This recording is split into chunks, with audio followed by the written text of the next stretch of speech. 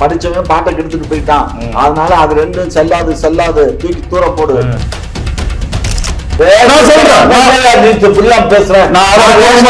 நடத்துறேன் நீ சும்மா கவர்மெண்ட் வருது அதை எப்படி வச்சு நடத்த முடியுமா?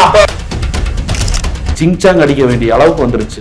அதனால எங்க தலைவருடைய பேரன் கொள்ளு பேரன் நாங்க அடிக்கிறோம், உனக்கு என்ன வலிக்குது? சிரிச்சிட்டு கடந்து போயிடணும். சிரிச்சிட்டு கடந்து இது மாதிரி காமெடிகளை வந்து நம்ம சிரிச்சிட்டு காமெடியா? நான் சொல்றது காமெடி தான். எங்க தோல்ல கைய போட்டு நடவலையை கொடுத்தேன். யாருக்கு? அதெல்லாம் ஒரு இனத்துக்கு யாரெல்லாம் இன்னைக்கு நாங்க உலக தலைவர் அப்படின்னு பேசிட்டு இருக்காங்களே, அந்த உலக தலைவரே இந்த காமாட்சி நாயுடு தோல்ல கைய போட்டு தான். அதனால என்ன? அப்போ நான் கேக்குறேன், மோடியும் உங்க ஆளுங்கிறீங்க, விஜயும் உங்க ஆளுங்கிறீங்க, இன்னும் பரந்துபட்ட தமிழ் பரப்பு ராஜபக்சேயும் எங்காலும் தான் சொல்றேன். ஆமா, ராஜபக்சே, ஜெயவர்தன வாழ்த்துக்களையா? இங்க பாரு, வாழ்த்துக்கள். நானும் வாழ்த்துக்கள் சொல்லுங்க. 2009 இனப்படுகொலையின் போது காமாட்சி நாயுடு எந்த கட்சியில இருந்தார்? எந்த கட்சியில இருந்தாரு? எந்த கட்சி? 5 கட்சி இருந்திருக்கீங்க, நீங்க தான் சொல்லணும். எந்த கட்சியில 2009 இருந்தீங்க இனப்படுகொலை நடக்கும் போது? 2009 நான் வந்து பாரதிய ஜனதா கட்சியில வெளியில வந்து கை நீட்டாதீங்க சொல்லுங்க. சும்மா இருங்கயா, என்ன அயோக்கியத்தனமான பேச்சு. ஒரு ஆங்கர் இந்த மாதிரி பேசுறது நீயே ஆச்சு? ஒரு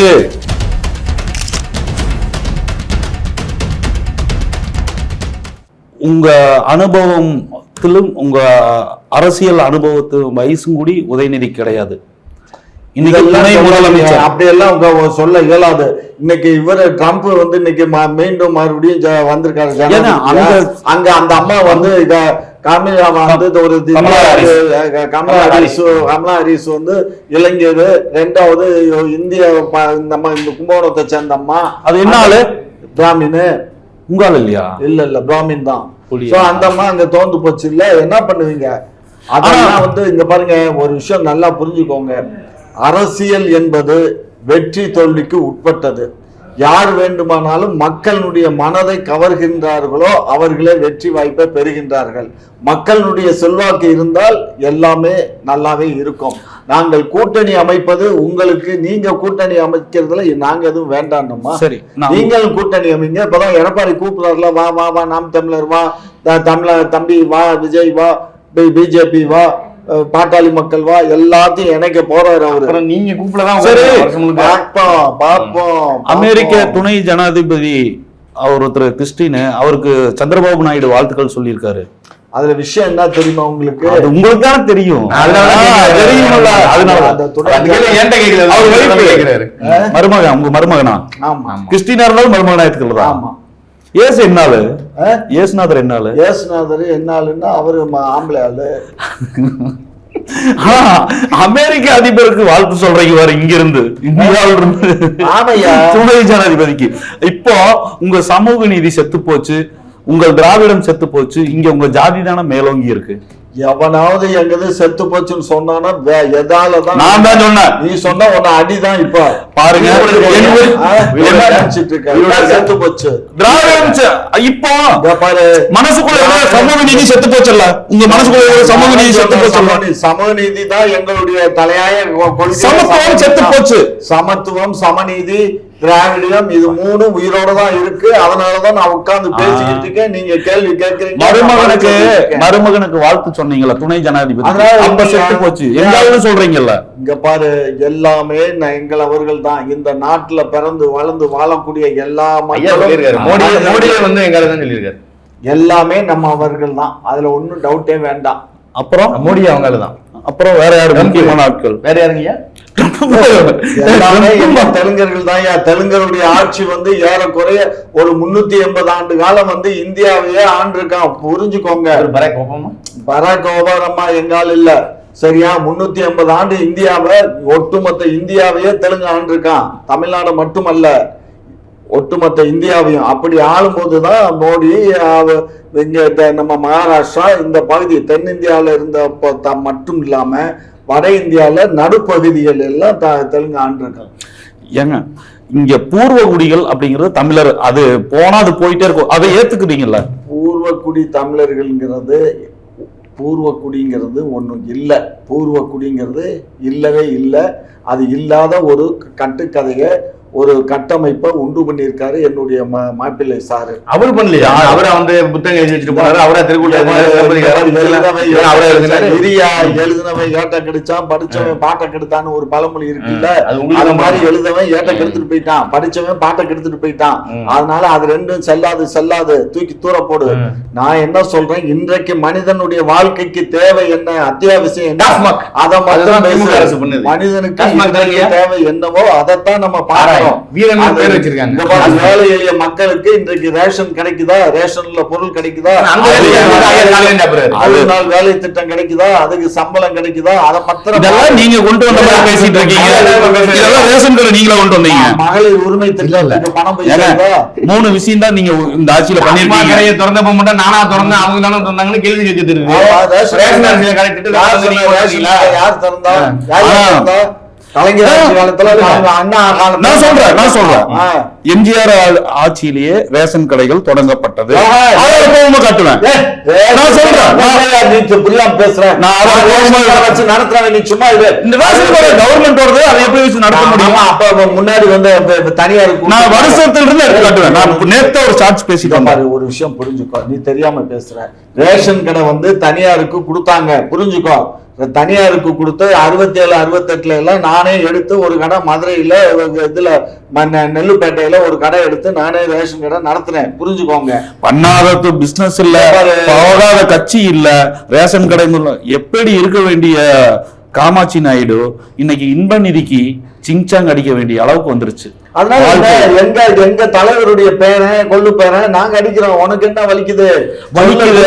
மக்கள் கையில வச்சிருக்கேன். 62 இருந்து என்னை பத்தி கவலையே விடுங்க. நான் மனுஷன், இன்னைக்கு நிம்மதியா இருக்கேன், வீட்டுல படுத்தா தூங்குறேன், இந்த உங்கள்கிட்ட நான் சரளமா பேசுறேன், எந்த கவலையும் இல்ல, ஹாப்பியா இருக்கேன், நோய் நொடி இல்லாம இருக்கேன், மருத்துவ செலவு இல்லாம இருக்கேன். இதுக்கு மேல என்ன வேணும்? வீட்டுல இருந்து காரை ஓட்டிட்டு இந்த 16 கிலோமீட்டர் நான் இங்க வர்றேன், 16 கிலோமீட்டர் திரும்ப போறேன். உங்களால இருக்க முடியுமா சொல்லுங்க. நான் கேக்குறது என்னன்னா, இதுக்கெல்லாம் காரணம் திராவிடம் ஐயா. இதுக்கெல்லாம் காரணம் அந்த எண்ணம் தான், அந்த திராவிட எண்ணம், அந்த வீரம், விவேகம். மருத்துவமனையில எல்லாம் படுத்திருக்காங்களே, அதெல்லாம் படுத்திருப்பீங்க. ஏங்க அம்சத்து உங்களுக்கு இன்னொரு மேட்டர் தெரியுமா? அதுல வந்து புஷி ஆனந்த தூக்கிட்டு 3 பேர்த்த முன்மொழிகிறதா ஒரு தகவல் பரவுது. அதுல முதலாவது பேர் காமாட்சி நாயுடு, 2வது வந்து பல கருப்பையா, 3வது தேமுதிக ஆரம்பிக்கும் போது இருந்த விஜயகாந்துக்கு அரசியல் ஆலோசகராகவும் சட்டமன்ற எதிர்கட்சி தலைவராகவும் இருந்த பண்ருட்டி ராமச்சந்திரன் பேரு. அப்ப என்ன பண்ணுவீங்க ஐயா? வாழ்த்துக்கள் ஐயா. இங்க பாரு, வாழ்த்துக்கள். நானும் வாழ்த்துக்கள் சொல்றேன். நான் திராவிடியன், அதை புரிஞ்சுக்கோங்க. நான் வந்து திராவிடியன். நாளைக்கு வந்து எனக்கு ஆப்பர் வர்றதெல்லாம் உண்மைதான், பலர் என்ன கூப்பிடுறதெல்லாம் உண்மைதான். விஜய் எங்காது அப்படின்னா அப்புறம் என்ன கூப்பிடுறது? விஜய் தெலுங்கர், அவர்தான் சொன்னார் தெலுங்கர். அவர் தமிழர் தான், நீங்க எப்படி தெலுங்கரும்பீங்க? விஜய் நான் அந்த எடுத்து வச்சிருக்கையா, சும்மா இந்த மாதிரி எல்லாம் அதான் அவன் அம்மா தான் தெலுங்கு, ஹைதராபாத்ல இருந்து வந்துச்சு. அந்த மாதிரி அவங்க அம்மா அப்பா 2 பேருமே வந்து ஹைதராபாத்ல வந்து நாயிரெட்டி கிட்ட வந்து திரைப்படத்துல நடிக்கணும்னு வந்தாங்க. ஆமா, நாயிரெட்டி ப்ரொடியூசர் வந்து கேட்கும் போது அவங்க வந்து கொஞ்சம் டிலே பண்ணிட்டு இருந்தாங்க. அப்ப இவங்க ஒரு மியூசிக் ட்ரூப்பும் ஒன்னும் ஓபன் பண்றாரு. யார் பண்றா? இவருடைய தாத்தா. யாருடைய தாத்தா? விஜயுடைய தாத்தா. அம்மா அப்பா அவர் பேர்ல எனக்கு தெரியாது. எல்லாம் 3 இது வரலாற்றை எடுக்க முடியும். சரி, அது வந்து அவரு மியூசிக் இதான் ஆரம்பிக்கிறாரு. அந்த மியூசிக் ட்ரூப்ல தான் இவர் அங்க போறாரு. யார் போறா? நம்ம எஸ் சந்திரசேகர் அந்த மியூசிக் ட்ரூப்ல இருக்காரு. அந்த மியூசிக் ட்ரூப்ல அவர் மியூசிக் இதை பண்றாரு. அப்பதான் அந்த அம்மாவும் அந்த மியூசிக்ல பாடுது, இவரும் பாட ஆரம்பிக்கிறாங்க. 2 பேரும் அங்க இதாயிடுச்சு, ஃபார்ம் ஆயிடுச்சு. எர்த்து ஃபார்ம் நாமல திருமணம் பண்ணிக்கிட்டாங்க. சரியா? இதுதான் ஒரு தெலுங்கும் ஒரு தமிழும் அங்க இணைந்தது. அங்க அது என்ன, அந்த குழந்தை என்ன? அது தெலுங்கும் தமிழும் குழந்தை, தாய்மொழி தாய்மொழி நீங்க எப்படி சொல்றீங்க? தாய்மொழி இந்த டைம் நீங்க தான் பேசணும். நான் நீங்க பேசுறேன். தந்தை மொழியா? தந்தை என்னையா கேட்கறது? யாரையா கேட்பா? தாய்மொழி என்னவும் தந்தை மொழி நான் கேட்கலாம். நான் வீட்லயும் தமிழ் பேசுறேன், வெளியில வந்தாலும் தமிழ் பேசுறேன். இந்த பாரியா, நான் பாவுனாரான வீட்டுக்கு போய் கேட்கிறேன் பாரு. அந்த வேலைக்கு வச்சு கூடாது. தாய்மொழியா தந்தை மொழியா? எனக்கு அம்மாவும் தமிழ், எங்க அப்பாவும் தமிழ். அப்பாவும் தமிழ். சும்மா இரு. நான் என்ன சொல்றேன், தாய்மொழின்னா ஒரு மொழியை வந்து அது தாயினுடையதை உபயோகப்படுத்தான். தாய் தான் அந்த குழந்தைக்கு ஐயா ஐயா ஐயா பேருக்கு முன்னாடி இனிஷியல் என்ன பேர் கொடுக்குறீங்க? யாரு? அது அப்பன் பேரை போடுவோம், அம்மா பேரை போடுவோம். ஜெயலலிதா அம்மா அம்மா பேரை போடணும். அந்த அம்மா ஆட்சி போட்டுக்கிறீங்க. யாரு? மு.க. ஸ்டாலின், மு. கருணாநிதியின் மகன் மு.க. ஸ்டாலின். அதை பத்தி என்னையா இருக்கு? அப்பா பேரை போட்டான்னா அம்மா பேரை போட்டா கருணாநிதி ஸ்டாலின் அதை விடுங்க. அதனால என்ன? அப்போ நான் கேக்குறேன், மோடியும் உங்க ஆளுங்கிறீங்க, விஜயும் உங்க ஆளுங்கிறீங்க, இன்னும் பரந்துபட்ட தமிழ் பரப்பு ராஜபக்சேயும் எங்க ஆளுன்னு தான் சொல்றேன். நான் ஆமா, ராஜபக்ச, ஜெயவர்தனே, பண்டார நாயக்கா, ராஜபக்ச எல்லாமே எங்க ஆட்கள் தான். நம்ம ஏத்துக்கலாம். ஏன் ராஜபக்ச கடுங்கும் என்ன சொல்லுவாரு? என்ன வேணாலும் பண்ணட்டு, யாரு படுகொலை. படுகொலை இங்க பாரு. அரசியல் களம். இந்த அரசியல் களத்துல யாரெல்லாம் வெற்றி பெறானோ அவன் தான் வீரன் நிர்ணயிக்கப்படுவான். இது ஜனநாயக நாடு. ஜனநாயக நாட்டுல அரசியலா தான் அணுகணுமே தவிர அவசரமா பார்க்க கூடாது, அவியலாவும் பண்ணக்கூடாது, வேற மாதிரியும் பார்க்க கூடாது. யாரு அந்த பொண்ணு ஒண்ணு பேசிச்சே, இப்ப ஓடி ஒளிஞ்சிட்டு இருக்க, உங்க வாயிலே சொல்லுங்க. வேண்டாம், அந்த அம்மா மாதிரி எல்லாம் பண்ண முடியாது. புரிஞ்சுக்கோங்க, இது அரசியல், பியூர் பாலிடிக்ஸ். ஒரு சந்திர மண்டலத்துல இருந்து நான் அரிசியை கொண்டுட்டு வந்து உங்களுக்கு நான் சப்ளை பண்ணுவேன்னு பண்டார நாயக்கா அந்த அம்மா சொன்னாங்க தெரியுமா? ஜெயவர்தனி ஒய்ஃபு பண்டார நாயக்கா சொல்லுச்சு, சந்திர மண்டலத்துல இருந்து அரிசியை கொண்டுட்டு வந்து நான் உங்களுக்கு சப்ளை பண்றேன்னு அந்த அம்மா பிரதமர் வேட்பாளராக நிற்கும் போது, ஜனாதிபதி வேட்பாளர் நிற்கும் போது சொன்னாங்க. அந்த அளவுக்கு ஒரு பராக்கிரமமான லேடி தான் அந்த லேடி. அது எங்களுடைய வித்து, அது புரிஞ்சுக்கோ. ஆனா உங்களை போட்டிருப்பாங்க விடுதலை புலிகள் இருந்திருந்தாங்கன்னா. 2009க்கு முன்னாடி ராஜபக்ச என் சொந்தக்காரங்க என்னையா பண்ணுவீன்னு கேட்டிருந்தா நெத்தி போட்டுல வச்சு சுட்டிருப்பாங்க. தோல்ல கை போட்டு அவசரப்பட்டு சிரிச்சிட்டு கடந்து போயிடணும். சிரிச்சிட்டு கடந்து இது மாதிரி காமெடிகளை வந்து நம்ம சிரிச்சிட்டு காமெடியா? நான் சொல்றது காமெடி தான். எந்த தோல்ல கைய போட்டு நடவலையை கொடுத்தேன். யாருக்கு? அதெல்லாம் ஒரு இனத்துக்கு. யாரெல்லாம் இன்னைக்கு நாங்க உலக தலைவர் அப்படின்னு பேசிட்டு இருக்காங்களே, அந்த உலக தலைவரை இந்த காமாட்சி நாயுடு தோல்ல கைய போட்டு தான் ஒரு கிட்டத்தட்ட 20-25 நாள் ட்ரீட்மெண்ட், காலை உறிஞ்சு ட்ரீட்மெண்ட் கொடுத்து எல்லாத்தையும் சரி பண்ணி தான் அனுப்பிச்சு வச்சோம். அவரை பக்கத்துல இல்ல, பார்க்காதாலே பேசாதாலே நீ பேசுறாங்க. நெடுமாறன்ட்ட போய் கேளுங்க, காமாட்சி நாயுடு இவருக்கு பிரபாகரனுக்கு என்ன உறவு? என்ன குளத்தூர் மணி அண்ணா, நெடுமாறன், வைகோ ஆத்மார்த்தமான சந்திப்புகள் இவங்க கூட நடந்தது. அதே மாதிரி இப்ப காமாட்சி நாயுடு புதுசா ஒரு கதையை உருவாக்குறாரு. என்ன சொல்ல வரேன்னா டைம் மிஷின் ஒண்ணு இருக்கு.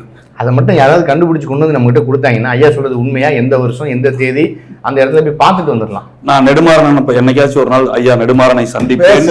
காமாட்சி நாயுடு 25 நாள் தலைவர் பிரபாகரனை எங்கிருந்து காப்பாத்தி கொடுத்தாருன்னு கேட்பேன். நான் காப்பாத்தி கொடுக்கல, அவர் வீட்டுல வச்சு டாக்டர் நான் கூட்டிட்டு போய் ட்ரீட்மெண்ட் கொடுத்து அவருக்கு வந்து அந்த மாவு கட்டு போட்டிருக்கும் போது எந்திரிச்சு நடக்கணுங்கிறதுக்காக என் தோல்ல கையை போட்டு அப்படியே கொஞ்சம் தூரம் அப்படியே நடந்து இது பண்ணோம். புரிஞ்சுக்கோ.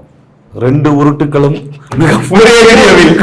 என்ன ஒரே வீடியோவில்? இது வேற, இது வேற ஒரு மேட்டர். கால்கேட்ல உங்களுக்கு அதை அப்படியே கடந்து போயிருவோம். சொல்லுங்க, நிறைய போயிருச்சு. அது மட்டும் இல்ல, இலங்கையிலிருந்து நிறைய பேர் கையொடிஞ்சு வந்தவங்களுக்கெல்லாம் மதுரை அண்ணா நகர்ல என் வீட்டுக்கு பின்னாடியே ஒரு வீடு வாடகைக்கு எடுத்து அந்த வீட்டுல அவங்களையெல்லாம் வச்சு, அவங்களுக்கு சமையல்காரனை வச்சு, நர்ஸை வச்சு ட்ரீட்மெண்ட் கொடுத்து திரும்ப அவங்கள அனுப்பிச்சது நான். கள்ளத்தோணியில எண்ணெயிலிருந்து பருப்பு வகையில அரிசி வகையில எல்லாம் ஏத்தி அனுப்பிச்சு விட்டது நானு தான். 2009 இனப்படுகொலையின் போது காமாட்சி நாயுடு எந்த கட்சியில இருந்தார்? எந்த கட்சியில இருந்தாரு? எந்த கட்சி? 5-6 கட்சி இருந்திருக்கீங்க, நீங்க தான் சொல்லணும். எந்த கட்சியில 2009 இருந்தீங்க இனப்படுகொலை நடக்கும் போது? 2009 நான் வந்து பாரதிய ஜனதா கட்சியில விட்டு வெளியில வந்து சொல்றேன் கல்யா 2005 இருந்து அதுல இருந்து வெளியில வந்து நான் தனி கட்சி கண்டு நான் திராவிட தெலுங்கர் முன்னேற்ற கழகத்தை நடத்திட்டு இருக்கேன். நான் 2016 வரையும் தனி கட்சி வச்சிருக்கேன். 2016 தான் திமுகவில் இணைகிறேன் மீண்டும். அப்போ வந்து 2005 இருந்து 2016 வரையும் நான் என் கட்சி வடலூர்ல மாநாடு போட்டு வடலூர் அதாவது கலைஞருடைய உலக தமிழ் மாநாடு கோயம்புத்தூர்ல நடக்கிற அன்னைக்கு என்னுடைய மாநாடு வடலூர்ல. ஃபெயிலியரா இல்ல வெற்றியா? என்னுடைய மாநாடு வெற்றி. உங்க மாநாடு வெற்றி. அதுக்கு பிறந்த டெசோ மாநாடு படுதோல்வி. கலர் போட்டோ வந்துச்சு. கலர் போட்டோ எல்லாம் போட்டான். அப்ப எல்லாத்துலயும் ஃபர்ஸ்ட் பேஜ்ல வந்துச்சு. நீங்க வேணாலும் நீங்க மாநாடு நடத்திட்டு இருக்கீங்க, பாராட்டு விழா நடத்திட்டு இருந்தீங்க. ஆனா தந்தை பெரியார் திராவிடர் கழக தலைவர் கோயம்புத்தூர் கு ராமகிருஷ்ணன் தெரியுமா? ஆமா. என்ன பண்ணார் தெரியுமா? பீரங்கி வண்டிகள் வந்தது, ராணுவ டாங்கிகள் வந்தது, ஆயுதங்களை ஏற்றி இலங்கைக்கு போகிறதா தகவல் பரவுச்சு. பைபாஸ்ல வச்சு அடிக்கிறாரு ராணுவ வண்டியை. தெரியும் யார் அவரு? நாய்க்கிறதா அவரு நாய்க்கிறார் மாநாடு நடத்திட்டு இருந்திருப்பாரு உங்களை மாதிரி. ராமகிருஷ்ணன் யாரு? அவரு திராவிட தமிழர்.